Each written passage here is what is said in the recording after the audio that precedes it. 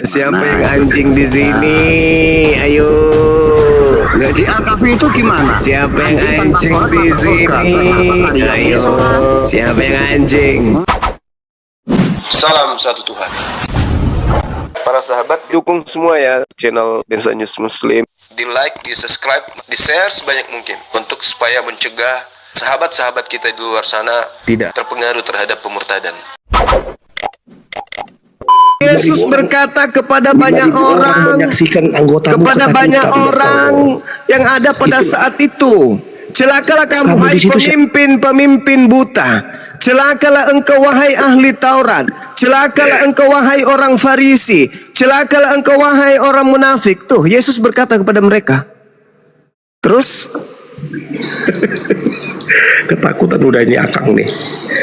Malu kali lah aku lihat kau akang gitu kelas kau.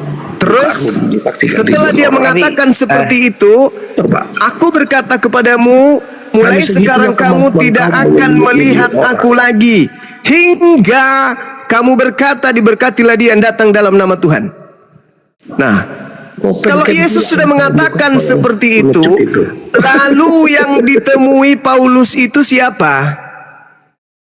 Sedangkan Yesus berkata, waspadalah kepada penyesat yang datang kepadamu memakai namaku dan berkata akulah Kristus. Kamu di situ siapa? Kamu di situ ahli Taurat, orang Farisi, ya, orang Farisi atau murid Yesus dan orang-orang munafik. Pak Mario sebentar. Di situlah bodohnya kau membaca Juma. Ya apa Juma? Dalilnya di situ dikatakan kok. Itu buta baca. Maka berkatalah Yesus kepada orang banyak dan kepada murid-muridnya. Zuma, apakah Paulus mengaku Mesias? Yes, Paulus mengaku Mesias. Di mana Paulus mengaku Mesias? Di Kisah Para Rasul 9:22 dan juga 1 Korintus 11 nomor 1. Bahkan Kristen itu semuanya adalah Mesias. Mana ayatnya? Jangan kau pembohong. Galatia 3 nomor 27. Mana perkataan Paulus yang mengatakan akulah Mesias? Jangankan Paulus, Kristen itu aja Mesias. Mana ayatnya? Kau jangan lari Galatia 3 nomor 27. Kristen adalah Mesias. Bacakan. Yang agak-agak inilah agak-agak enak lah diskusinya Bang. Galatia 3 nomor 20. Galatia 3 nomor 27. Nah, tak bacakan dalilnya. Pertanyaan saya sederhana sama Bang Juma tentang bacakan dalilnya. Kamu semua yang dibaptis dalam Kristus telah mengenakan Kristus. Tuh dalilnya. Gini.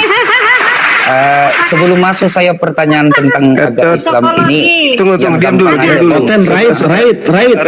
Right. Bisa diam gak sih orang kawanmu lagi bicara? Kamu tuh kau kayak domba, gak mau tertib loh. Kau kayak domba aja bisa. Ini yang betina dulu. Galatia 3. Ayatnya? Galatia 3 nomor 27. Tidak ada di situ dia ngaku Mesias. Mana Kristen, semua yang dibaptis dalam Kristus, semua yang dibaptis dalam Kristus telah mengenakan Kristus. Itu beda konteks. Beda konteks lagi. Kita baca lagi. Kristus adalah Mesias. Mana Paulus di Kisah Para Rasul 9 kita baca lagi. Udah lompat. Oke, berarti yang tadi gagal. Ya, bukan gagal, kamu nggak mau bahas itu. Itu beda konteks. Jangan beda konteks katanya, beda konteks lagi. Beda konteks lagi. Kalau sudah kena di jantung, beda konteks. Ya, memang beda Inilah konteks. Kristen penyesat. Orang penyesat begitu, pencuri ayam kalau udah ketahuan itu beda konteks. Yang kucuri bukan ayam tapi manuk. Itulah kalian. Ya, jangan kau di mana ayatnya Paulus mengatakan akulah Mesias. Jangankan Paulus, pengikutnya aja Kristen itu dikatakan sebagai Kristus. Betina, dengarkan. Betina, jangan kau minta ayat, lalu kita kasih ayat, kamu tidak mau dengar. Itu berarti kau keturunan monyet. Hanya monyet yang tidak mengerti bahasa Indonesia. Oke? Iya, maaf saya turunkan ya karena nggak mau diskusi santai. Ya karena kan sopan. Memang kita diskusi dengan binatang yang berwujud manusia. Tapi gini, sebelum saya bertanya kepada Bang Juma, tadi begitu Bang Juma bilang keturunan monyet, ada yang di bawah bilang apa tadi guru saya beraksi katanya. Berarti aksi-aksi Bang Juma mungkin kebanyakan seperti itu ya. Oke lah. Oh iya, Saya bisa kepada tangkap keturunan dia. monyet kayak kau itu memang saya begitu Bang. Iya, betul. Keturunan monyet, Ya, betul. keturunan kera, Artinya, memang begitu. Inilah Orang-orang yang tidak aslinya punya akal, orang-orang yang tidak tokoh-tokoh punya agama, otak, orang-orang yang tidak punya tokoh-tokoh otak agama kayak yang kalian diapakan itu memang ngapain? begini. Ngapain? Kalau Ya, sudah baik, dikasih kemudian data, terus kemudian datanya ditolaknya, lalu kemudian dia minta kemudian dijelaskan, kita udah jelaskan, masih udah berkelit ke sana kemari, ya itu keturunan kera. Iya, baik. Kan Yesus mengatakan itu, dengar Bang. Saya bacakan dalilnya. Yesus mengatakan apa? Belum saya ngomong Hei, saja pun kamu pertanyaan ular-ular. sudah menjawab duluan, Hei, Bang anak Juma. kera, dengar. Ya kan? Yesus mengatakan kepada orang Yahudi, hai kamu ular-ular, hai kamu keturunan ular beludak. Kutanya dulu samamu. Mudah-mudahan kau ada warasnya sedikit. Yang Yesus sebut keturunan ular beludak di sini siapa? Manusia atau bukan? Kutanya dulu kau. Berarti begini Bang Juma ya, belum Ini, saya bertanya, kutanya lebih dulu duluan kau. jawaban. Kutanya duluan. Heran saya, Kutanya ya kan? duluan samamu. Dengar. Oi, saudara-saudara yang di bawah Yesus belum bertanya mengatakan, saja saya. hai Bang Juma sudah bisa ular-ular. menjawab pertanyaan Hai saya, ya kamu kan? keturunan ular beludak. Yesus mengatakan ini kepada siapa? Belum saya bertanya, Bang Juma sudah tahu jawaban dan jawabannya aduhai. Oke, sudah Bang Juma. Udah diturunkan aja anak keren Lebih ini, duluan ngapain? jawaban dari Anak pertanyaannya. anjing ini Memang diturunkan, anak anjingnya jawabannya turunkan. langsung luar biasa. Dadah. Bagus. Dadah anak anjing. Yesus sendiri mengatakan, hai kamu ular-ular, hai kamu keturunan ular beludak. Jadi kalau Yesus kita contoh ya sama dong. Hai kamu anak kera, anak monyet, si betina si jantan, dadah. Sakit hati lu, rasain. Makanya jangan sok paten. Masuk di tempatnya orang itu harus sopan. Kalau kau dijelaskan itu kau diam, kau bertanya itu kau diam, kita jawab. Jangan seperti anak monyet. Anak monyet enggak gitu kali.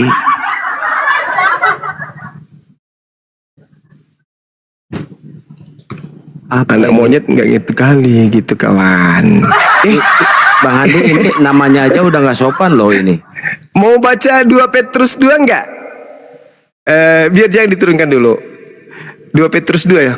Itu API itu bahwa anggota pengamen Sesama Indonesia. Coba.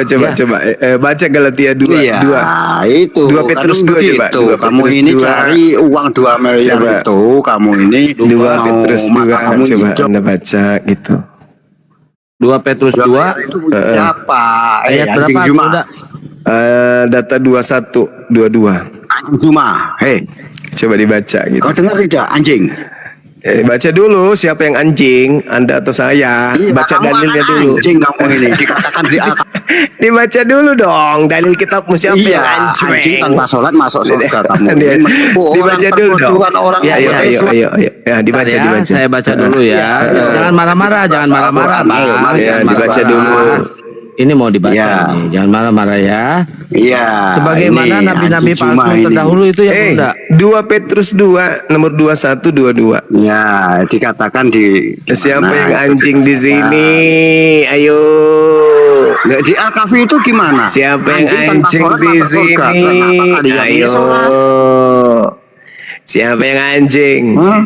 Akang bisa dapat? Ya, kamu Enggak ini bisa. anjing. Karena itu bagi Di dalam mereka yang lebih surah baik Al-Quran tidak jika boleh mereka mengucap tidak pernah sesembahan orang mengenal lain. jalan Kamu kebenaran tadi mengucap daripada Yesus mengenalnya, itu tetapi sesembahan kemudian orang lain.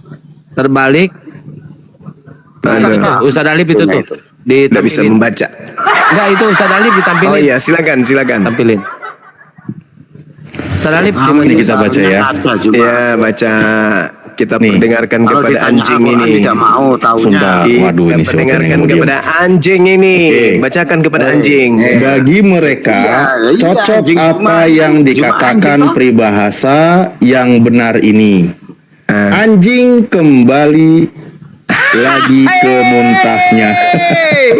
Ya ini namanya siapa? Disebut Siapa ini? anjing. Sebetulnya yang namanya Dalil kitabnya sendiri menyebutnya anjing. Enggak ini malu. namanya Juma Jadi anjing dikatakan itu begini. gimana? Guru-guru palsu itu adalah seperti mata air yang kering seperti kabut yang dihilangkan Ini gimana taufan bagi mereka. namanya Juma Telah anjing? tersedia tempat dalam kegelapan yang paling dahsyat. Dari Sebab tadi mereka kamu mengucapkan mengucap kata-kata yang sembarang congkak lain. dan hampa Aku tanya, dan mempergunakan tidak mau hawa apa. nafsu cabul untuk memikat orang-orang yang baru saja melepaskan diri dari mereka yang hidup dalam kesesatan. Yang santang ini juga Mereka goblok menjanjikan kemerdekaan kepada orang lain.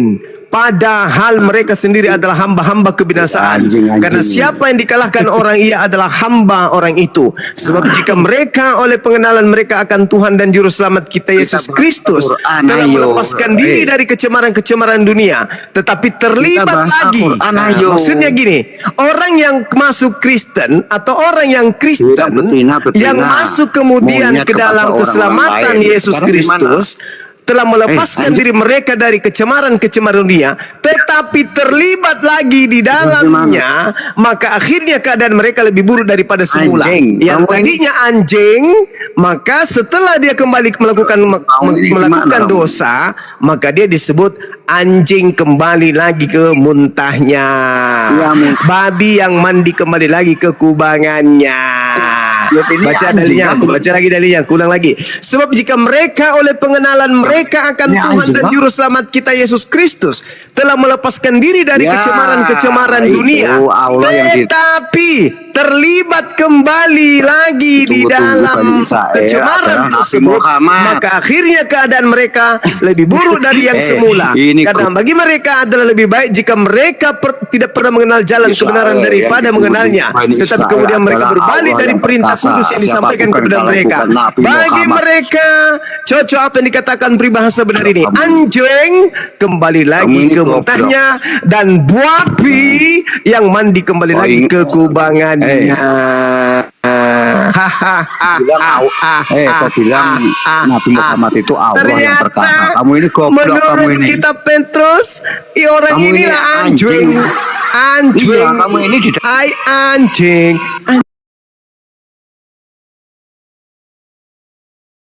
Anjing. Hei anjing, Anjing lebih mulia. babi anjing, babi anjing, anjing anjing anjing babi, babi anjing, anjing babi, babi Buang anjing. aja itu, host. Apa seperti itu? Hai, kena deh. Kita dibilang anjing, tapi ternyata orang Kristen yang meninggalkan kecemaran-kecemaran dunia, tetapi terlibat lagi ke dalam kecemaran itu, dan akhirnya keadaan mereka lebih buruk dari kecemaran semula.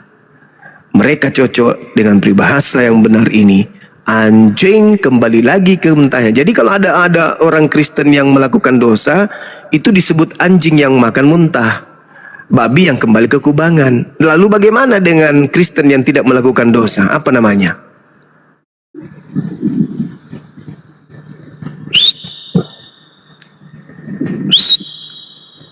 Kalau Kristen yang melakukan dosa disebut anjing yang makan muntah dan babi yang mandi di kubangan. Nah, kalau Kristen yang tidak melakukan dosa apa namanya? Apa namanya gurunya? Kan kalau melakukan dosa anjing yang makan muntah. Nah, anjing yang tidak makan muntah apa namanya? Anjing tidak makan muntah, keresteng.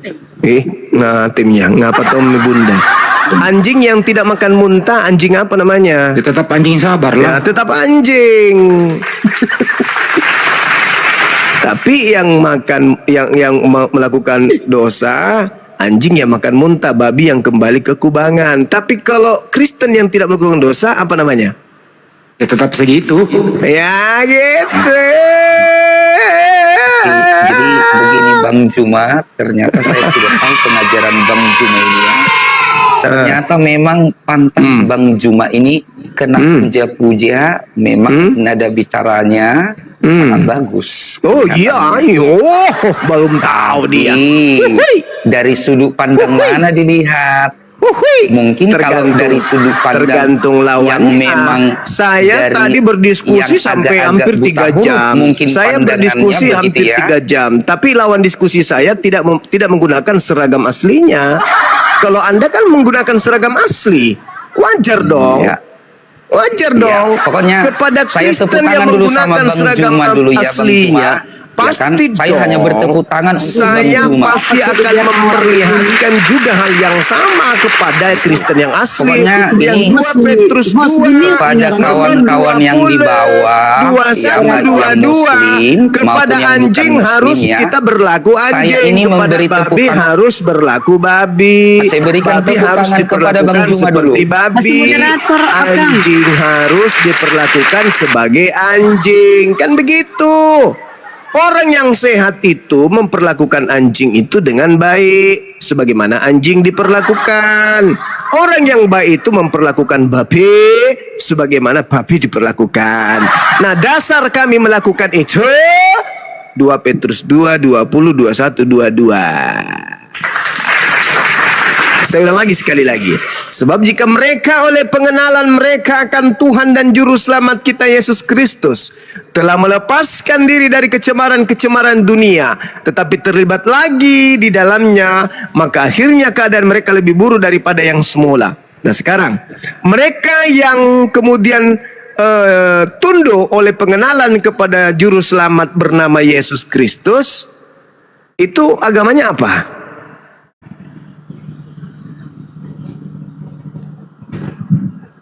Kita ulangi Guru, apa? Orang yang pengenalan akan Tuhan Juru Selamat bernama Yesus Kristus itu agamanya apa? Pengenalan Tuhan. Kristen. Kristen. Data nomor 21, karena itu apabila mereka melakukan kembali kemaksiatan, maka akhirnya keadaan mereka lebih buruk daripada semula. Karena itu bagi mereka lebih baik jika mereka tidak pernah mengenal jalan kebenaran daripada mengenal tetapi kemudian berbalik murtad dari perintah kudus yang disampaikan kepada mereka. Bagi mereka cocok yang dikatakan peribahasa benar ini, anjing kembali lagi ke muntahnya dan babi yang mandi kembali lagi ke kubangannya. Yang disebut anjing dan disebut babi di sini siapa? Kristen itu kembali. Kristen yang memang berdosa, Kristen. yang berdosa. Nah, Kristen yang melakukan kecemaran-kecemaran dunia. Nah, Kristen yang tidak melakukan kecemaran-kecemaran dunia apa namanya? Tetap segitu. Ya, tetap segitu. Sama doang, iya. Sama doang. Satu kembali ke muntahnya, satu kembali ke kubangannya, satunya ya begitu aja. Maksudnya ya mungkin apa ya? Yang dipiara di rumah itu kan jinak ya. Begitu maksudnya. Ini Bang Zuma, ya salam kenal lagi ya Bang Zuma. Saya tertarik banget dengan Pak Ustadz ya, Pak Ustadz siapa nih? Ya tetap membahas tentang keselamatan itu ya.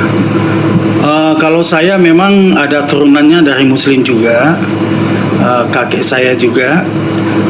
Terus saya tertarik kembali untuk membahas tentang keselamatan tadi itu Bang. Iya. Ya silakan.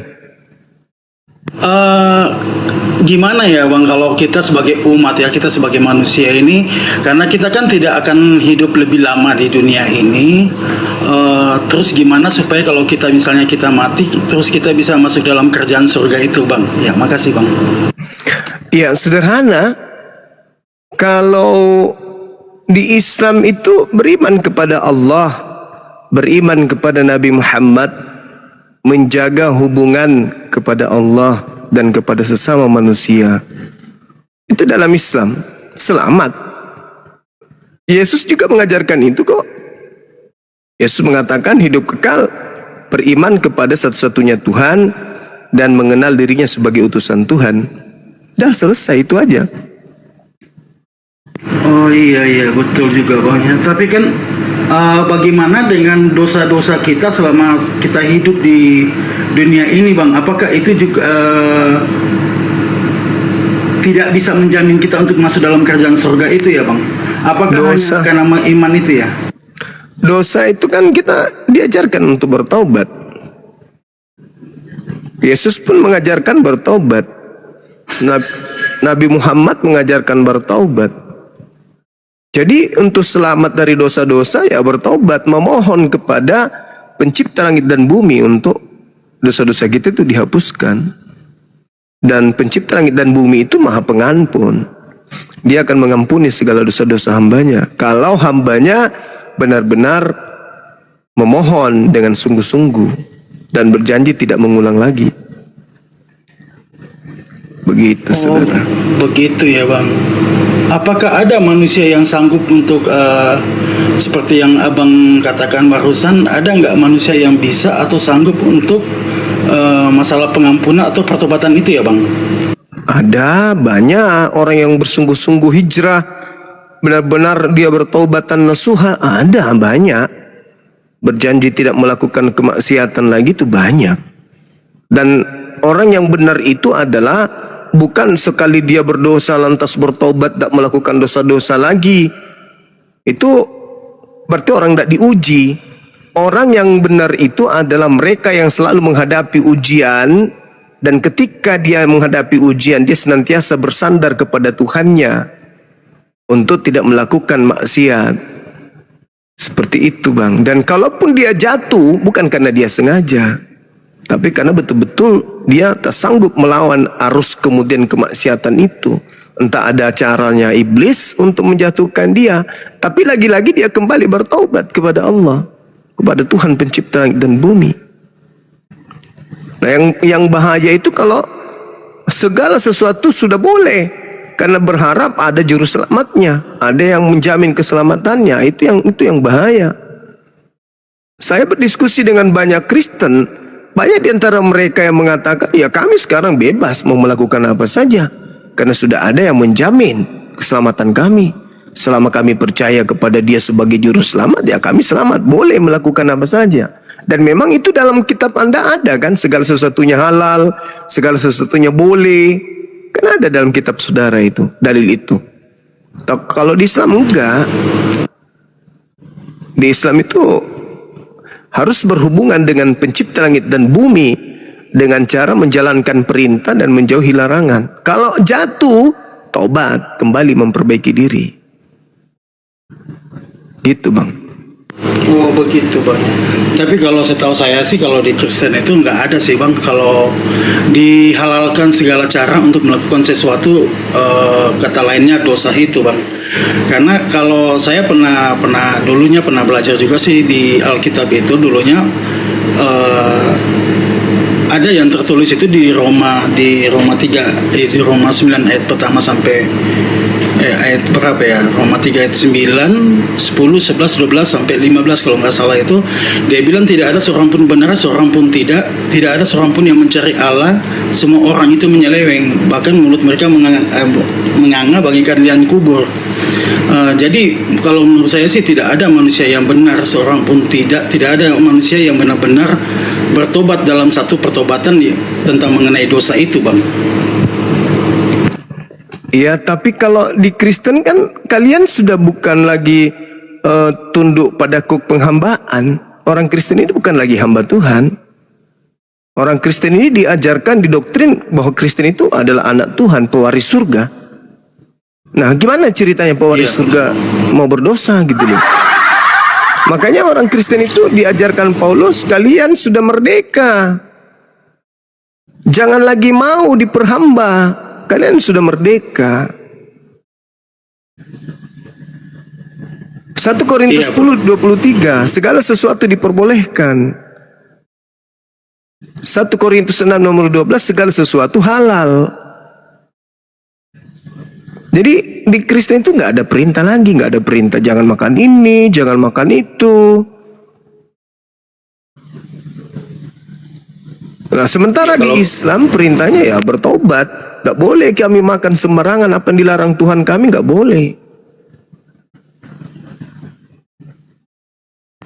Iya bang, kalau masalah makanan sih memang kayak daging semuanya itu kita kayaknya tidak dihalalkan, tidak diharamkan ya buat kita ya, buat Kristen ini. Segala macam daging itu kita makan semuanya. Ya tapi kalau kalau untuk kegiatan dosa atau perlakuan yang tidak baik dosa itu ya ada di Wahyu 3 ayat 19 itu bang, kita ditegur sebab Tuhan itu mengasihi kita, makanya kita ditegur dan disuruh bertobat gitu loh bang. Nah sekarang Adam itu jatuh dari surga itu karena makan kan? Betul bang. Nah satu perintah dilanggar karena makanan, Adam dampaknya efeknya malah dikatakan seluruh keturunannya itu ya mewarisi. Nah bagaimana dengan Kristen yang bukan cuma satu makanan perintah, bahkan seluruh makanan yang diharamkan dihalalkan semua. Jadi kalau Adam aja diusir dari surga, Kristen yang bukan dari surga bagaimana mau masuk surga? Iya betul bang ya. Tapi ada nggak bang? Mungkin abang tahu kali, tolong kasih masukan ke saya. Ada nggak di Alkitab itu berupa makanan begitu daging ya? Misalnya daging itu babi atau anjing begitu yang diharamkan itu tidak diperbolehkan untuk dimakan gitu bang? Yaitu Imamat 11 nomor 7, jangan kau makan babi karena itu haram bagimu. Gak boleh. Di mana? Jangan. Imamat 11 nomor 7. Imamat 11 ayat 7 ya? Iya. Oke bang, makasih bang ayatnya. Iya.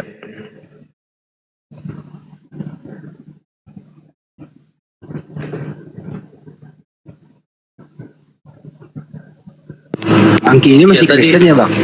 Kristen apa? Iya, saya Kristen Pak Ustadz. Oh iya, lanjut bang. Iya bang, makasih. Ya, saya tadi tertarik tentang pembahasan keselamatan itu karena kalau bagi saya sih, saya hidup itu kan tidak lama lagi untuk di dunia ini. Yang saya cari itu adalah surga kekal. Nah, di situ saya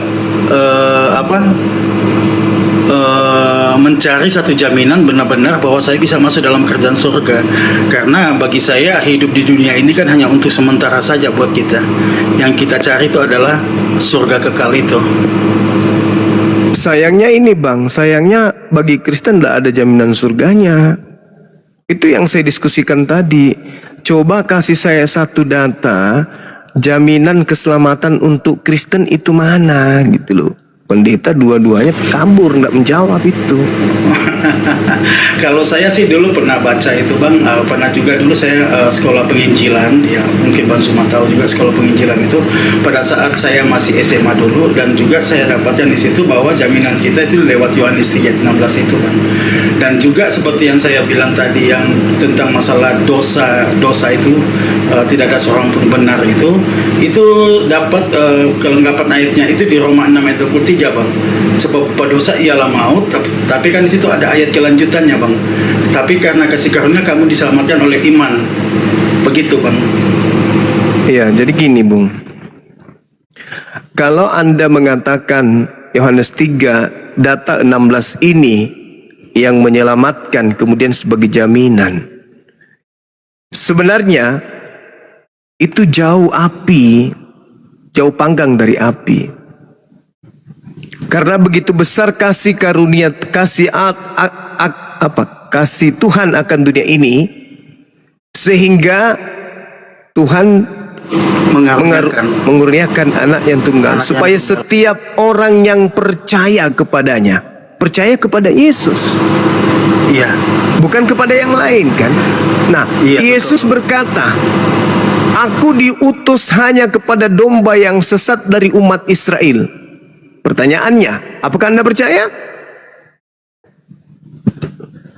Domba yang sesat Dari Bani Israel. dari umat Israel ya. Iya. Iya, karena Yesus itu kan termasuk disalibkan oleh orang-orang Taurat itu dari Israel itu ya bang. Iya, maksud saya, kan Anda mengatakan jaminan keselamatan Anda itu Yohanes 3:16. Ternyata Iya. jaminan di situ kalau percaya kepada Yesus. Iya. Nah, cakupan percaya di sini harus berhati-hati. Karena orang Kristen itu sudah didoktrin dan didogma, percaya kepada Yesus itu ya menjadi Kristen, percaya kepada Yesus itu ya menyembah Yesus, percaya kepada Yesus itu adalah ya beriman sebagaimana Kristen beriman. Padahal itu salah. Percaya kepada Yesus justru jangan jadi Kristen, harus jadi Yahudi. Itu masalahnya, harus jadi Yahudi. Kalau percaya kepada Yesus, harus jadi Yahudi yang percaya akan kerasulan Yesus. Aku diutus hanya kepada domba yang sesat. Dari mana? Dari umat Israel. Nah, kalau begitu, apakah Anda percaya Yesus itu adalah utusan Tuhan pencipta langit dan bumi untuk umatnya, yaitu umat Israel? Kalau Anda percaya, keluar dari Kristen. Karena Kristen itu tidak diajarkan oleh Yesus. Di Islam, tempatnya orang percaya bahwa Yesus itu adalah utusan Tuhan bagi kaumnya Bani Israel. Itu di Islam baru betul. Tapi kalau di Kristen, orang Kristen mengaku Yesus diutus untuk Kristen. Mau dia orang Hindu, mau dia orang Bali, mau dia orang Makassar, mau dia orang Bugis, mau dia orang Batak, mau orang Jawa. Kalau Kristen, maka mereka pasti meyakini Yesus diutus untuk diri-diri mereka. Sementara dalilnya, aku diutus hanya kepada manusia Israel. Katanya percaya kepada Yesus, padahal tahu Yesus hanya untuk umat Israel. Dia tahu dirinya adalah orang Bugis. Kenapa pula dia percaya Yesus itu untuk dirinya? Pede pula tuh ke gereja. Padahal Yesus yang mengaku, aku diutus hanya umatku Bani Israel. Sehingga ketika orang Kristen nanti bertemu dengan Yesus, berdasarkan Matius 7 nomor 22-23, orang Kristen ini pada diusir oleh Yesus. Pada hari terakhir nanti banyak orang memanggil aku Tuhan, Tuhan. Bukankah kami bernubuat, mengusir setan, bermujizat pakai namamu, wahai Yesus? Pada saat itulah aku Yesus akan berterus terang kepada mereka, enyahlah daripadaku, aku tidak mengenal kalian, kalian semua adalah pembuat kejahatan. Nah loh, jadi sia-sia dong ke gereja nyembah Yesus sampai pada level bisa bermujizat, mengusir setan, ngobati orang, tapi begitu ketemu Yesus diusir. Lalu mana keselamatannya? Nabi Muhammad satu-satunya jalan terakhir, tapi Anda tidak mengakuinya. Kepada Yesus, Yesus tidak mengakui. Anda mau kemana? Tak ada jalan, neraka. Tapi kalau Anda menjadi Islam, Anda mengakui bahwa Yesus adalah Rasul yang suci, yang diutus oleh pencipta langit dan bumi untuk kaum Israel. Itu kalau di Islam. Berarti apa yang diajarkan Yesus, hidup kekal itu adalah mereka mengenal engkau satu-satunya Tuhan dan mengenal Yesus Kristus yang engkau utus. Nah, umat Islam percaya enggak bahwa Tuhan yang mengutus Yesus itu adalah satu-satunya Tuhan? Percaya. Umat Islam percaya enggak kalau Yesus itu utusan untuk kaumnya Bani Israel? Percaya. Berarti umat Islam ini berdasarkan data itu, umat Islam masuk hidup kekal. Kalau Kristen ditanya, wahai Kristen, iya paman, apakah Anda percaya konsep keselamatan yang diajarkan Yesus? Percaya. Yesus mengatakan hidup kekal itu adalah mereka mengenal engkau satu-satunya Tuhan. Apa kata Kristen? Percaya. Apakah Yesus Tuhan? Ya. Apakah Bapa Tuhan? Ya. Roh Kudus Tuhan? Ya. Satu-satunya atau tiga-tiganya? Tiga tapi satu. Mulai ngaco kan? Kacau. Dan mengenal Yesus yang kau utus. Nah, sekarang ditanya, apakah kau mengenal Yesus sebagai utusan? Kenal. Coba intip di gereja, siapa yang mereka sembah? Yesus. Berarti mulut mengatakan utusan, tetapi prakteknya Yesus adalah Tuhan. Jadi dua-dua syarat mendapat hidup kekal itu nggak ada di Kristen. Hidup kekal itu adalah satu, mengenal engkau satu-satunya Tuhan yang benar. Kedua, dan mengenal aku yang engkau utus. Nah, ada satu Tuhan yang harus dikenal, ada satu utusan Tuhan yang harus dikenal. Tapi Kristen disetarakan semua, disehakikatkan semua. Berarti Kristen tidak memperoleh hidup kekal. Karena satu-satunya Tuhan ditambah dengan Yesus, ditambah berumur pati, gagal satu-satunya. Dan Yesus sebagai utusan, tapi ditambah lagi, dan Yesus adalah Tuhan sendiri yang datang dalam rupa manusia, gagal lagi. Dua-duanya gagal. Maka wajar ketika Yesus bertemu dengan orang Kristen, Yesus mengatakan, aku tidak mengenal kalian, kalian semua adalah pembuat kejahatan. Kemana perginya pembuat kejahatan? Ya ke neraka. Kemana lagi? Inilah saudara yang saya katakan, kalau Anda ingin selamat, satu-satunya jalan hanya ada di Islam. Tak ada jalan keselamatan di luar Islam, tak ada. Dulu ada, zamannya Nabi Musa sebagai jalan keselamatan bagi kaumnya. Zamannya Yesus, jalan keselamatan pada zamannya, dan itu pun untuk kaumnya. Tapi setelah itu dan di luar kaumnya, ada nggak keselamatan? Nggak ada. Makanya Yesus mengatakan akan datang roh kebenaran yang akan memuliakan aku. Dia akan mengajarkan segala sesuatunya akan keadilan, akan hukum-hukum, dan penginsapan dunia akan dosa. Tuh, siapa dia?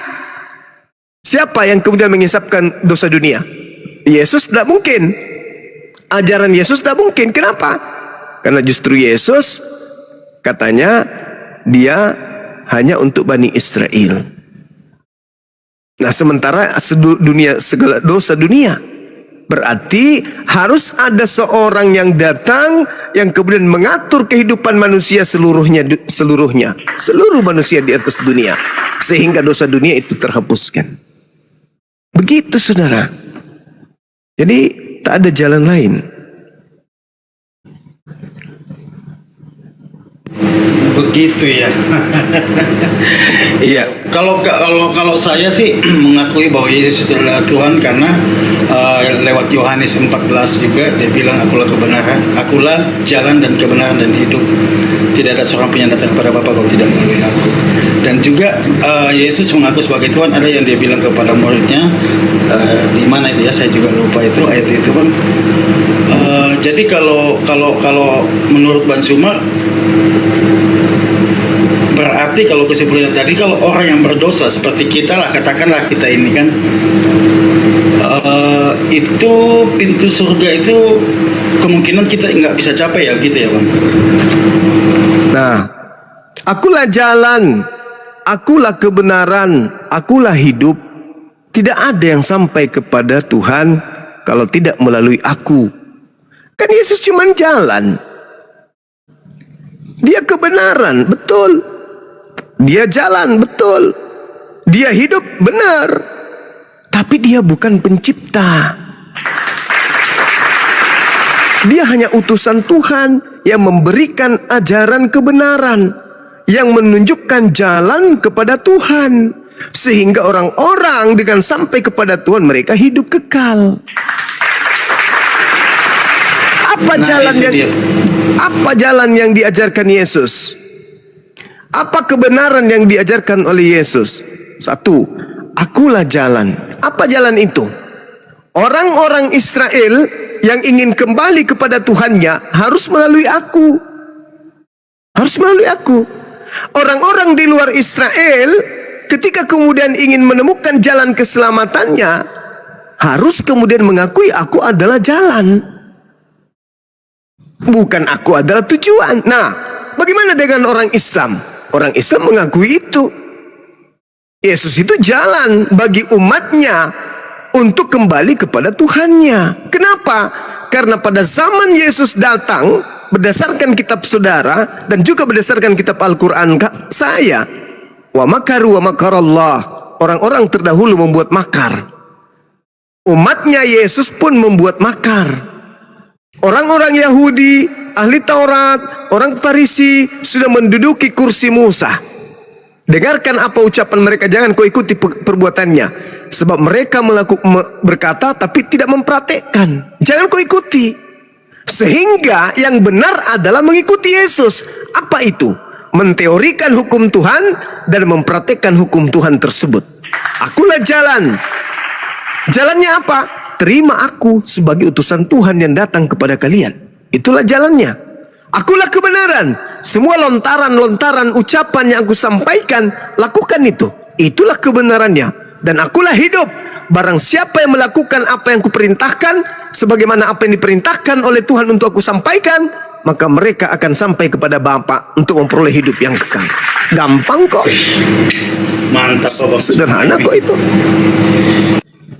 Nah, sekarang ketika Anda berbicara kemudian tentang dosa, di Islam solusinya itu sederhana.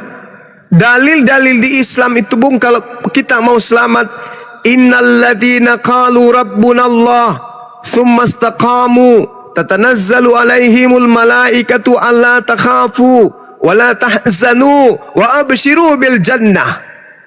Sesungguhnya orang-orang yang berkata bahwa Tuhan kami adalah Allah, kemudian dia teguh di dalam ucapan itu, dia tidak lari dari ucapan tersebut, maka kabarkanlah kabar gembira kepada mereka, yaitu tentang surga yang dijanjikan oleh Allah kepada mereka.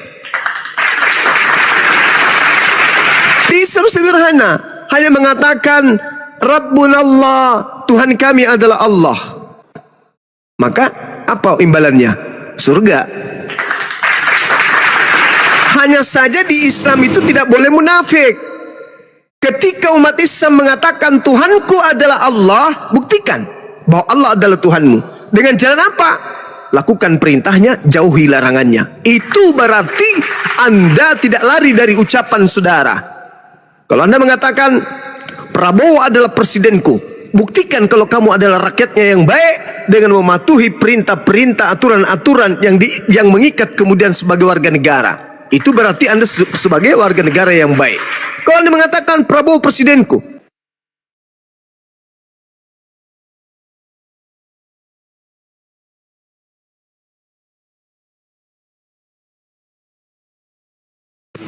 Halo, hilang Bang? Ya, suara Gurunda hilang, kepental kan? Ayo, kayaknya sinyalnya jelek. Sebentar Bang, tunggu dulu sebentar ya. Tunggu Bang Juma naik lagi tuh, naik lagi Bang Jumanya ya. Tunggu sebentar Bang. Sinyalnya kayaknya. Di tab-tab layar teman-teman, tab-tab layar, posting ulang dan di share-share ya. Loporenya jangan lupa nih digas ya teman-teman ya. Sinyal kayaknya ini. Oh, udah di atas. iya, bukan sinyal, memang kena tombak, tapi kan anti rungkat ini, anti sihir dia. Anti sihir. Lanjut. Jadi gitu Bang. Jadi kalau di Islam itu mengatakan Rabbunallah, kami beriman kepada Allah, maka kudu wajib dipraktekkan itu ucapan itu. Harus dipraktekkan. Sama seperti ketika saya percaya kepada Yesus, Anda harus betul-betul percaya. Yesus mengatakan, aku diutus hanya kepada domba yang hilang, yang sesat dari umat Israel. Percaya dong. Hidup kekal itu adalah mereka mengenal Engkau satu-satunya Tuhan dan mengenal Yesus Kristus yang Engkau utus. Ya kudu percaya dong kalau Yesus itu anak utusan Tuhan untuk kaumnya Bani Israel. Jangan yang Bang, lain. Ini pertanyaan aku mungkin yang terakhir Bang. Kalau saya Silakan. simpulkan memang dari apa yang abang berikan materi ajaran sama saya ini sangat luar biasa buat saya. Saya mau tanya ini Bang, kalau memang menurut apa yang abang katakan itu di Islam itu bisa ada jaminan satu kehidupannya kekal, yaitu yang di surga sana. Pertanyaan saya, apakah Nabi Muhammad yang jadi jalan dari umat Islam ini udah berada di kerajaan surga itu ya Bang? Jadi gini saudara, di dalam Al-Quran dikatakan surah Ali Imran ayat 169, Allah subhanahu wa ta'ala menjelaskan, bismillahirrahmanirrahim, wala tahsabannal ladina qutilu fi sabilillahi amwata bal ahya inda rabbihim yurzaqun. Jangan sekali-kali kamu mengira bahwa orang-orang yang gugur di jalan Allah itu mati. Sebenarnya mereka itu hidup dan dianugerahi rezeki di sisi Tuhannya. Nih, dalam Islam nih, bukan cuma Nabi Muhammad, seluruh umat Islam ketika dia meninggal, dia gugur kemudian di jalan, ia beriman kepada Allah, Kata Al-Quran, kata Allah, jangan kau berpikir mereka itu maut, mereka itu mati. Enggak. Mereka hidup, berada di sisi Tuhannya. Kalau orang Kristen mengatakan Tuhan itu di mana? Di surga. Berarti umat Islam berada di sisi Tuhannya. Di mana? Di surga. Bukan cuma Yesus, bukan cuma Nabi Muhammad, tapi seluruh umat Islam yang mati di jalan Allah, illa wa antum muslimun, mereka hidup, mereka enggak mati. Secara kasat mata kita melihat mereka dikubur, karena itu adalah pintu menuju kepada kehidupan berikutnya. Tapi sejatinya mereka hidup di sisi Tuhannya. Al-Quran itu yang mengatakan, bukan Bang Suma. Wala tahsabanna alladhina qutilu fi sabilillahi amwata bal ahya inda rabbihim yurzaqun. Maka umat Islam yang takut akan kematian tetapi ingin hidup yang kekal, namun faktanya kita tetap akan mati, maka berimanlah kepada Allah. Jangan ragu tentang itu. Anda tidak akan mati, melainkan Anda hidup yang kekal di sisi Allah. Dalil. Takut akan kematian? Maka berimanlah kepada Allah.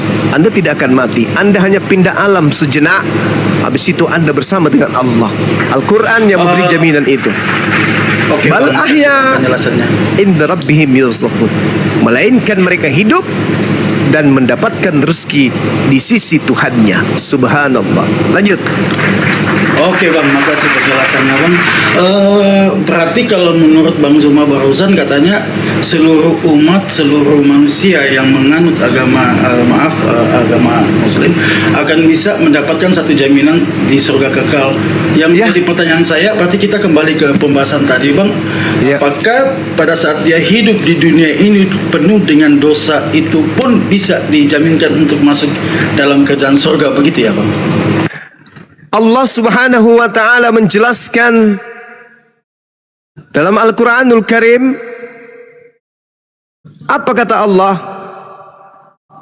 Yauma yajma'ukum liyaumil jam' dzalika yaumut taghabun wa may yu'min billah wa ya'mal salihan yukaffir anhu sayyi'ati wa yudkhilhu jannah tajri min tahtiha al-anhar khalidina fiha abada zalikal fawzul azim.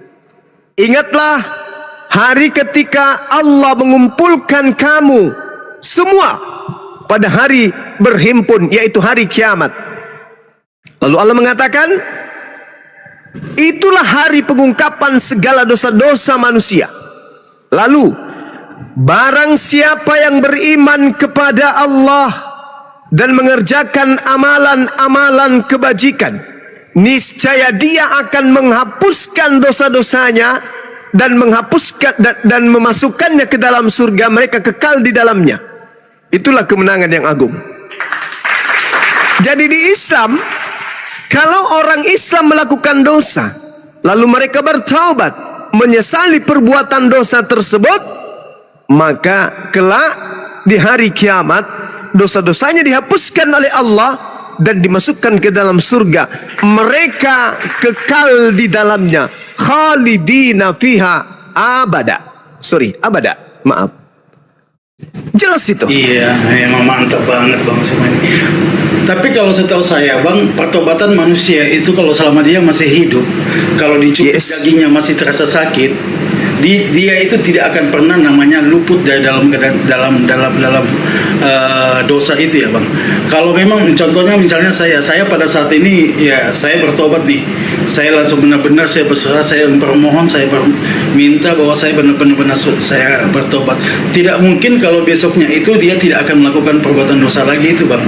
Nah yang jadi pertanyaan, apakah dosa itu harus menumpuk, dia bertobat dan perbuat dosa lagi, minta ampun lagi, dan besoknya lagi dia bertobat, dia melakukan dosa lagi, dia minta ampun lagi, sampai saya terusnya begitu ya Bang? Nah gini Bang, Anda boleh baca Roma 5 nomor 20, di mana dosa semakin banyak, di situ kasih karunia Tuhan makin berlimpah-limpah. Ya, itu PR Anda untuk mempelajari dalil kitab saudara. Tapi kalau di Islam, ketika umat Islam itu berdosa, lalu kemudian bertaubat kepada Allah, lalu dosanya dihapuskan, lalu kemudian jatuh lagi dalam dosa, bertaubat lagi, dihapuskan lagi, lalu berbuat dosa lagi, lalu dihapuskan lagi, lalu kemudian bertaubat lagi, dihapuskan lagi. Yang celakanya nih ada dua. Kalau keadaannya seperti itu, celakanya ada dua. Yang pertama, kalau dia sengaja melakukan maksiat, maka dia jatuhnya kepada kemunafikan. Mantap. Itu. Kalau bukan kemunafikan, yang ditakutkan adalah meninggalnya bukan dalam keadaan bertaubat, tapi meninggalnya dalam keadaan bermaksiat. Itu. Kalau dia meninggal dalam keadaan bertaubat, alhamdulillah. Tapi gimana kalau dia sementara maksiat dia meninggal? Sementara dalil tidak ada yang bisa menjamin manusia itu bisa hidup 5 menit ke depan. Gimana kalau sementara melakukan maksiat mati? Aku melakukan ini karena terpaksa, mau tidak mau, ya mau tidak mau, daripada aku tidak ya mending aku begini. Mati dalam keadaan seperti itu, apa boleh buat? Tapi kalau dalam kaidah Islam, ketika ada orang berdosa, bertaubat kemudian taubatan nasuha, bersungguh-sungguh untuk tidak lagi melakukan dosa tersebut, maka dihapuskan oleh Allah. Kalaupun misalnya dia punya dosa, tapi dia punya amalan kebajikan, dia tidak pernah menyekutukan Allah, tidak pernah menyembah selain daripada Allah, mati dia membawa dosa, masuk neraka bisa jadi. Tetapi dia akan kelak dikeluarkan setelah dosa-dosa yang dihapuskan di neraka. Apa kata Quran? Innallaha la yazlimu mithqal zarrah wa in taku hasanatan yudaifha wa yu'ti min ladunhu ajra azima. Itu kalau nggak salah dalam Al-Quran, An-Nisa ayat 40. Sesungguhnya Allah tidak akan menzalimi walaupun sebesar zarrah. Innallaha la yazlimu mithqala zarrah. Jika sesuatu yang sebesar zarrah itu berupa kebaikan, niscaya Allah akan melipat gandakannya dan memberikan pahala yang besar dari sisinya. Artinya, selama manusia itu tidak menduakan Allah, tidak menyembah selain daripada Allah, mati membawa dosa, masuk neraka, tetapi kelak masuk surga. Coba kita lihat di dalam Mazmur 66 nomor 12. Engkau telah membiarkan orang-orang melintasi kepala kami. Kami telah menempuh api dan air, tetapi engkau telah mengeluarkan kami sehingga kami bebas. Yudas 1-2-3. Selamatkanlah mereka dengan jalan merampas mereka dari api. Artinya, Bible pun mengajarkan bahwa ternyata selama orang itu tidak menyembah selain daripada Tuhan pencipta langit dan bumi dengan judul apapun, ini kami sembah karena dia kan anak Tuhan, ini kami sembahkan ini karena dia adalah firman, ini kami sembah karena dia ada jalan menuju kepada Bapa. Oh, nggak bisa. Hargai dia, hormati dia, sanjung dia, junjung dia sebagaimana kadarnya, tapi jangan berlebihan. Laqad kafaral ladina qalu. Jangan kau berlebihan tentang Allah. Sehebat apapun Yesus, sehebat apapun Nabi Isa, dia hanya utusan Tuhan, penuntun, penunjuk jalan menuju kepada Tuhan. Jangan pernah kau sembah. Jangan, sembahlah Tuhannya Yesus. Jangan kau sembah Yesusnya. Karena kaidah di dalam Bible dan kaidah dalam Al-Quran itu jelas sekali bahwasanya kita boleh masuk neraka, boleh. Tetapi karena kita tidak pernah menduakan Tuhan kita, maka seketika dosa-dosa kita sudah habis dicuci di neraka, ujung-ujungnya kita kekal di surga. Itulah Islam. Boleh Anda melakukan dosa apapun, boleh, tapi jangan pernah berbuat maksiat dengan cara menduakan Allah. Kenapa? Karena menduakan Allah itu kekal di neraka. Kekal di neraka, kekal selama-lamanya, tak ada ujungnya, selama-lamanya. Tak ada 1000 tahun, 1 miliar, enggak ada, kekal di neraka kalau Anda menyembah Yesus. Tetapi kalau Anda tidak menyembah selain daripada Allah, Anda punya dosa mungkin sebesar gunung, mungkin setinggi langit, tapi ada masa akhir ketika Anda masuk ke neraka, ada masa akhirnya. Mungkin 1000 tahun, mungkin 2000 tahun, mungkin 3000 tahun Anda di dalam neraka. Tapi meskipun demikian, kata bapak saya nih, meskipun film kartun kalau udah berlebihan, jangan juga dong. Neraka Pak, neraka. Siksaan paling ringannya adalah menggunakan alas kaki berupa sendal yang membuat otak kita di dalam mendidih seperti minyak goreng yang sedang dididihkan. Kira-kira gimana siksanya tuh? Ini orang kena sakit gigi aja, dipanggil sayang lempar batu, dipanggil sama suaminya sayang lempar batu kalau saya gigi. Ini otak yang ada di kepala mendidih seperti minyak kelapa yang sedang panas-panasnya. Kira-kira siksaannya kayak mana? Itu bisa kita alami 1 detik, mungkin sudah gila 2 menit. Ini dalam kehidupan di neraka, di mana di neraka sehari di neraka sama lamanya 1000 tahun di bumi. Nah, bagaimana kalau kita 1 tahunnya ukuran neraka, 2 tahunnya, 1000 tahunnya ukuran neraka? Wow! Ini siksaan paling ringan. Bagaimana mereka yang kekal, yang menjadi bahan bakar api neraka, yang menjadi kemudian batu pembakar orang-orang dalam neraka? Gimana ceritanya itu? Dan itu dalam kehidupan kekal. Maukah kita, relakah kita? Na'udzubillah summa na'udzubillah. Saya mati dalam keadaan Islam, saya beriman kepada Yesus. Yesus utusan Tuhan. Beriman kepada Nabi Muhammad sebagai roh pembawa kebenaran, masuk surga. Kalau Anda mati dalam keadaan Kristen, Anda tidak mendudukan Yesus sebagai utusan Tuhan. Mulut iya, tapi faktanya di gereja Anda menuhankan dia. Berarti Anda menduakan Bapa. Dan Anda tidak beriman kepada Nabi Muhammad. Sementara Yesus mengatakan, akan datang roh kebenaran memuliakan aku.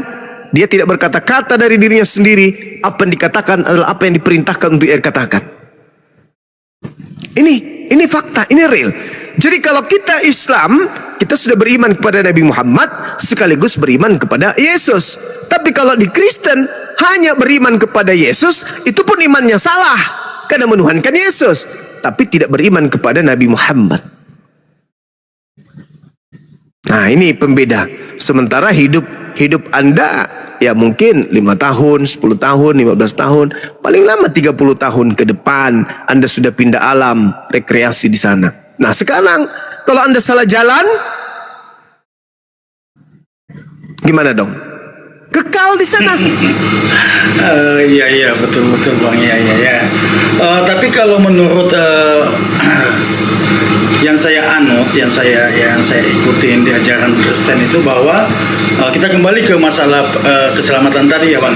Kita kalau kami itu dosa kami udah ditebus 1 kali dan untuk selama-lamanya lewat kayu salib dan lewat terangkatnya Yesus ke dalam kerajaan surga itu, disitulah kita sudah benar-benar sudah dilunasin utang kita, ditebus.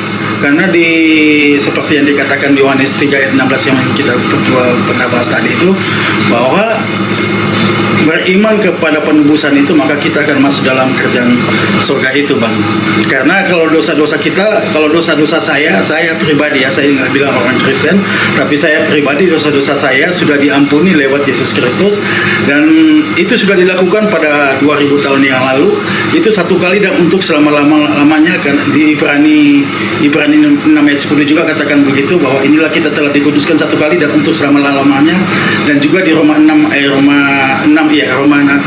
ayat 10 juga sudah bilang begitu, bahwa kita telah diampuni 1 kali dan untuk selama-lamanya oleh Yesus Kristus. Dan untuk melakukan dosa kembali, kita tidak akan tergiur dengan masalah dosa, tapi namanya manusia pasti akan jatuh dalam keadaan dosa ya Bang ya. Kita pasti akan jatuh dalam keadaan dosa, dan bagi saya tidak akan minta ampun lagi Bang. Tapi saya mengakui bahwa saya telah melakukan dosa itu, dan saya takut ditegur oleh Tuhan, ditegur oleh Bapa di surga. Ya, itu ada juga Bang, ada juga ayatnya di Wahyu 3 ayat 20, dia bilang begini Bang. Dia bilang Wahyu 3 ayat 20,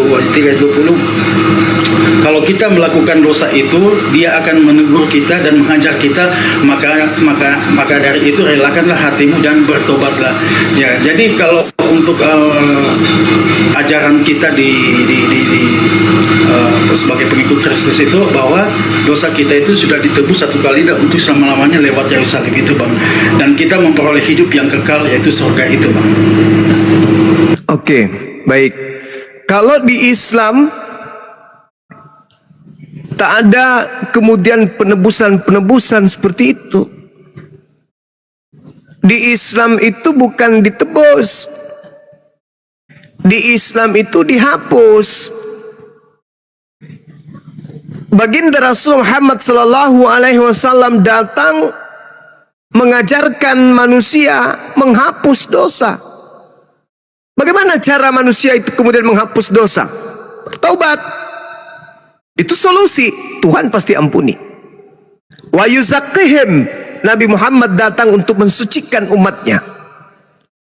Orang yang suci kembali ke jannah, tempat suci. Nabi Muhammad diutus wa yuzakkihim untuk mensucikan dosa-dosa umatnya.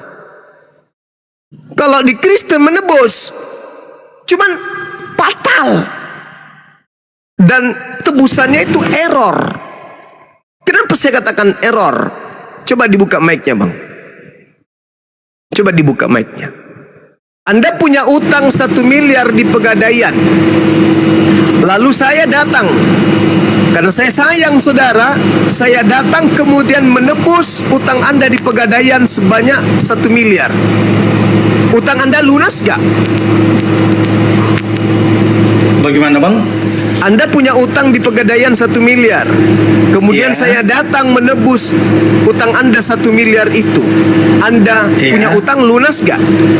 Lunas. Lunas. Tapi kalau 3 hari kemudian saya datang ambil kembali uang saya yang 1 miliar dari Pegadaian, Anda kembali berutang gak?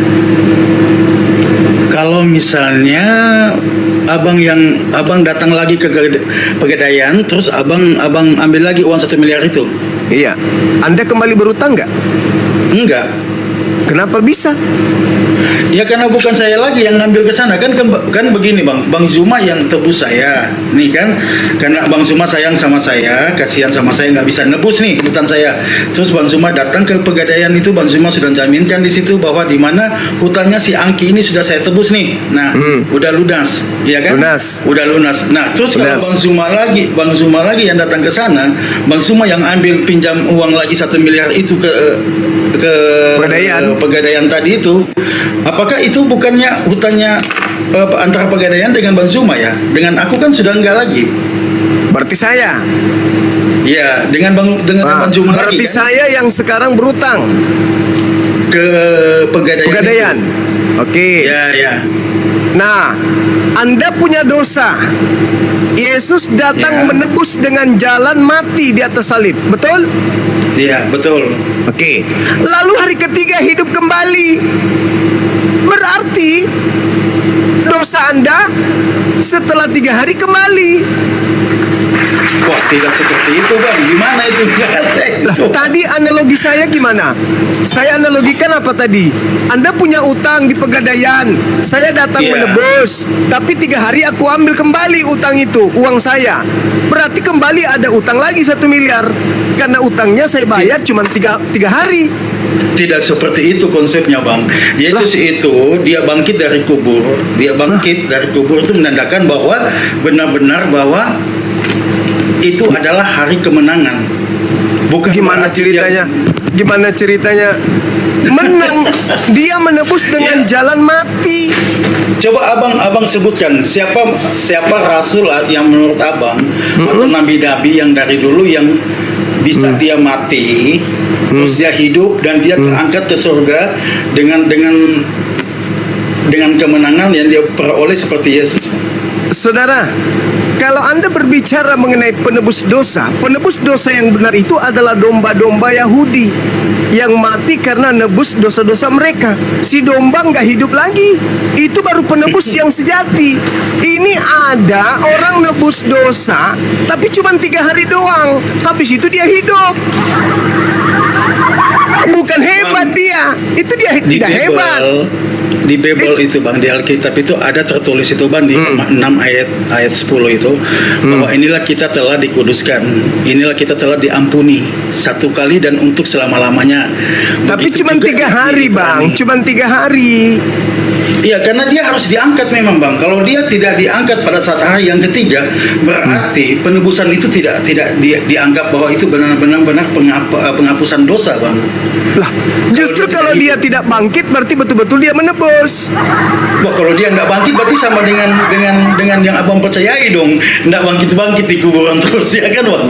Loh, saudara, Anda harus percaya bahwasanya Yesus pernah berkata bahwasanya iblis akan dilemparkan keluar dari kubur. Anda juga harus percaya bahwa Yesus palsu akan datang melakukan tanda yang dahsyat. Apa tanda dahsyat itu? Keluar dari kubur. Anda juga harus percaya bahwa Yesus memberikan tanda kepada angkatan jahat, bahwa tanda yang diberikan Yesus kepada angkatan jahat adalah anak manusia akan keluar dari kubur. Ayo. Itu Anda harus percaya. Jadi Anda ingin mengatakan bahwasanya, oh dia bukti menebus dosa kami karena dia bangkit. Anda salah konsep. Saya makanya kasih analogi. Kalau misalnya Anda mengatakan, Bang Suma dong yang berutang, kan Anda sudah nebus dosa saya tadi dengan cara Anda melunasi. Nah, ketika Anda menarik uang Anda, berarti Anda dong yang sekarang berurusan dengan pegadaian. Dengan kata lain, segala dosa yang ada pada Kristen yang ditanggung oleh Yesus, sekarang Yesus wajib hukumnya masuk ke neraka. Pertanyaan saya kepada abang, dosa itu kembalinya kemana Bang? Dosa itu kembalinya kemana ya Bang? Ya, dosa itu tempatnya di mana? Dosa itu tempatnya di surga, di neraka seperti neraka. Yesus membawa dosa-dosa Kristen sedunia itu kemana? Ya itu Bang, dosa-dosa kita itu sudah mati lewat kematian Yesus Kristus nah, itu dan lalu lewat salib bangkit itu. cuma Dan 3 dia hari. Bangkit, iya, dia bangkit benar. Pada Cuma hari yang 3 hari. ketiga dia bangkit dan dia menandakan bahwa kemenangan dia untuk menghapus dosa-dosa kita. Oh, tidak bisa. Dan dosa-dosa Tadi- kita itu semua sudah dihapus Bang. Tadi kan kita mengatakan bahwa dosa itu tempatnya di neraka. Bukan di kuburan, di neraka. Iya. Ah, ketika seluruh dosa orang Kristen diambil oleh Yesus, Yesus harus membawanya kemana? Ya ke neraka. Sekarang yang mana yang masuk akal? Kristen mempertanggungjawabkan dosanya sendiri, atau Tuhannya yang kudu harus ke neraka membawa dosa itu? Oh, tidak seperti itu Bang. Kenapa Jangan tidak ada seperti konsep itu? dong.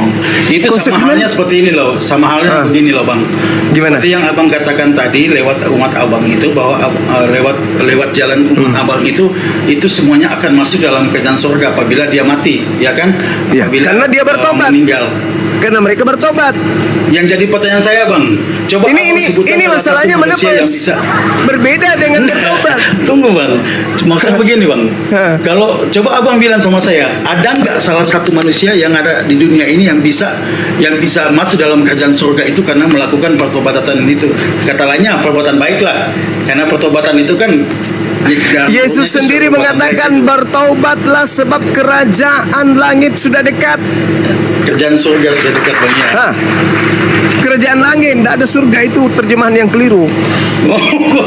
Dia kita bilang ada kerjaan surga kok Bang. Iya, tapi itu kan penipuan Bible, lembaga Bible. Masa Itu sih? Iya, coba Anda baca original teksnya, surga atau langit? Iya Bang. Jadi iblis itu menggunakan agama Anda, untuk banyak pengikutnya.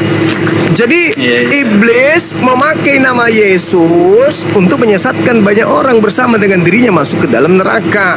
Sekarang begini, Bung. Untuk membuktikan itu, bahwa yang keluar dari kubur itu bukan Yesus, dan itu adalah iblis. Yesus sendiri mengatakan, waspadalah kepada penyesat yang datang kepadamu memakai namaku dan berkata, akulah Kristus. Mereka akan menyesatkan banyak orang. Pertanyaan saya kepada saudara, berhasil tidak iblis memakai nama Yesus menyesatkan banyak orang? Kalau bilang iblis memakai nama Yesus itu saya baru dengar sih dari abang ini yang ngomong ini. Tapi kalau bilang iblis yang menguasai dunia itu memang betul bang. Jangankan dari umat Kristen, umat manapun itu semuanya iblis memakai. Jangankan Yesus, tubuh kita ini sendiri dipakai oleh iblis untuk menjadi Yesus sendiri yang berkata, saudara. Matius 24 nomor 4 nomor 5. Waspadalah agar kalian jangan disesatkan, sebab akan datang banyak penyesat memakai namaku dan berkata, akulah Kristus. Mereka akan menyesatkan banyak orang. Pertanyaan saya, berhasil nggak penyesat ini memakai nama Yesus untuk menyesatkan banyak orang? Kalau untuk seseorang yang memakai nama Kristus itu dalam arti bukan dia bilang bahwa dia adalah Yesus bang, tapi dia kemungkinan dia memakai nama Yesus itu, dia membawa nama Yesus itu untuk dia misalnya memberitakan Injil. Karena dari semua umat, contohnya di Kristen itu tidak semuanya itu bisa masuk dalam kerajaan surga bang. Tidak ada satupun orang Kristen yang akan masuk ke dalam surga. Saya jamin itu. Tidak ada. Masuk surga. Tidak mungkin. Itu mustahil. Ya, masuk dong. Masuk, mana dalilnya? Dalil. Apa? Dalil. Dalilnya simpel bang. Yohanes Mana? 3:16 itu. Yang percaya. Iya. Nah, Yesus mengatakan, segala firman yang engkau berikan kepadaku telah aku sampaikan kepada mereka, dan mereka telah menerimanya.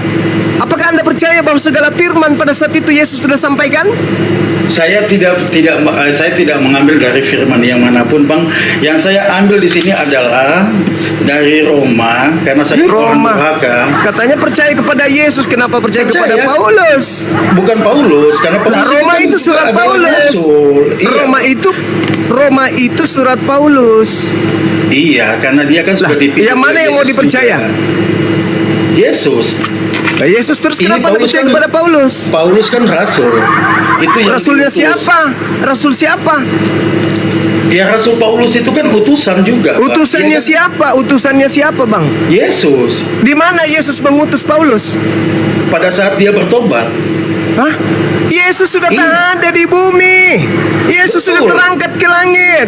Paulus itu muncul mengaku menulis surat nanti di tahun 52 ke atas. Itu ada juga di kitabnya. Di Alkitab juga ada di mana cahaya Yesus itu datang. Di Kisah Para Rasul. Pada Saulus dulu ya, karena dulu kan Saulus ini yang tukang basmi ini, orang-orang pengikut. Nah, itulah yang dikatakan oleh Yesus sebagai penyesat. Penyesat yang dimaksud Yesus itu Paulus. Begitu saudara. Sekarang Yesus yang menasihati murid-muridnya di Bukit Zaitun. Apa kata Yesus kepada muridnya yang asli? Waspadalah kepada penyesat yang datang kepadamu memakai namaku. Jadi apabila ada orang berkata ada Mesias di padang gurun, ada Mesias di dalam bilik, jangan kamu percaya. Nah, ketika Paulus mengaku bertemu dengan Mesias, apa pesan Yesus bang? Percaya atau jangan percaya? Yang mana? Tunggu dulu bang, itu sudah ke sana itu bang. Dia kan tadi kan juga saya sempat dengar juga di mana ada pembahasan tentang pertemuan antara Yesus dengan Paulus itu bang. Jadi pada saat dia membasmi itu pengikut-pengikut Kristus itu kan di tengah perjalanan kan cahaya Yesus itu datang dan dia tanya, Paulus tanya, siapakah engkau? Dari mana Anda tahu kalau itu yang datang Yesus? Apa? Dari mana Anda tahu? Alkitab. Judulnya Alkitab. Alkitab dong. Iya kan? Karena begini loh bang, kalau sekarang yang mau dipercaya siapa? Kata dalil Yohanes 3:16 itu yang mau dipercaya siapa? Yesus, karena Yesus. Sekarang yang mengatakan bahwa Yesus bertemu dengan Paulus di padang gurun itu siapa? Itu ada di Alkitab juga. Mulai ngaco kan? Loh, kok ngaco? Bagaimana? Kan tadi katanya dengan lantang mengatakan yang harus dipercaya Yesus, giliran ditanya siapa yang mengatakan bahwa Yesus bertemu dengan Paulus? Oke, kalau siapa yang mengatakan itu adalah apa yang namanya itu dari Rasul Paulus ini lewat Yohanes tadi itu. Rasul kan, bisa Rasul. Iya bang. Siapa yang ngarang cerita kalau Yesus datang dalam rupa cahaya? Siapa yang ngarang cerita itu? saya aminkan Bang, di Alkitab itu bukan karangan sembarangan juga Bang, karena itu tertulis bahwa wajar lah Anda jadi Kristen, wajar, silakan aja Anda jadi Kristen, wajar, Iya, Bang. wajar. Sekarang pertanyaan saya kan sederhana, siapa yang mengatakan bahwa yang datang kepada Paulus itu adalah Yesus? Alkitab. Udahlah, Anda nggak layak diskusi dengan saya rupanya. Dan Anda istirahat dulu, Anda Oke, istirahat Bang. dulu. Makasih banyak ya. Iya, sama-sama, sama-sama. Oke, Anda istirahat selamat dulu, malam, Anda Bang Juma. rehat. Ya. Anda Makasih, rehat. Bang. Nah, oke, silakan Anda mati dalam kekafiran. Nggak jujur dalam, dia. Nggak mati jujur. dalam Mestinya kebodohan. dijawab, Lukas. Iya, namanya penyesat. Kan udah kubilang tadi. Waspadalah kepada penyesat yang datang kepadamu memakai namaku dan berkata, akulah Kristus. Mereka akan menyesatkan banyak orang. Kan ucapan saya jelas kan? Iblis memakai mereka untuk menyesatkan banyak orang. Saya tadi membawa data di dalam Galatia 3 nomor 27. Barang siapa yang dibaptis dalam Kristus, maka dia telah memakai Kristus. Tadi dia menggunakan nama Kristus untuk menyesatkan banyak orang. Apapun mereka akan sembunyikan kebenaran itu. Harusnya dia jujur. Siapa yang mengatakan itu? Lukas. Siapa Lukas ini? Asisten Paulus. Selain yang mengatakan dia bertemu dengan Kristus, siapa lagi? Paulus sendiri. Ada nggak Yesus pernah mengatakan? Nggak pernah. Itu baru orang jujur. Jadi apa yang saya uraikan itu sesuai dengan data di dalam kitab kalian sendiri. Nah, sedangkan kami umat Islam, qad aflahal mu'minun, beruntunglah orang-orang mukmin ini. Kok bisa beruntung? Ya, beruntunglah. Karena orang-orang mukmin ini, ulaika humul warithun alladzina yarithunal firdaus hum fiha khalidun. Mereka mewarisi surga Firdaus. Nah, sekarang mana orang Kristen mewarisi surga Firdaus? Yang ada Matius 7:22-23, Matius 23 nomor 33 mewarisi neraka. Itu dalil. Itu dalil.